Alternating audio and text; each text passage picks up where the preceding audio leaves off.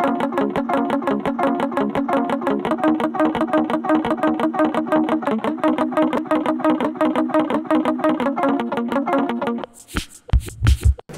I'm Keir Gallagher. I'm a second year law student and I'm taking a year out to be Education and Campaigns Officer at UCLU.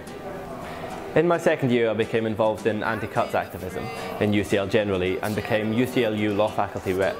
I also became closely involved in the Save Carpenter's Estate campaign, which was successful and involved working with the residents of an East London estate to protect their homes from demolition by UCL management.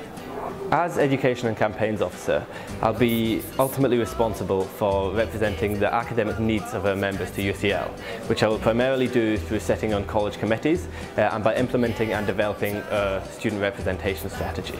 In terms of campaigns, I'll be focusing on internal campaigns such as saving the UCL Health Centre and ensuring that the planned redevelopment of campus, known as the UCL Master Plan, represents the needs of students and staff, not of UCL management. I'd probably say my main objective is to strengthen the STARS programme, which is the Student Academic Reps programme, so that every course and every department has an active and elected student representative. I also want to encourage and support students in setting up departmental assemblies and campaigns, which will be able to put pressure on the university to respond to those student demands which are too often ignored. If I could change one thing for students, I'd probably take us back to the times not that long ago when all higher education was free within the UK.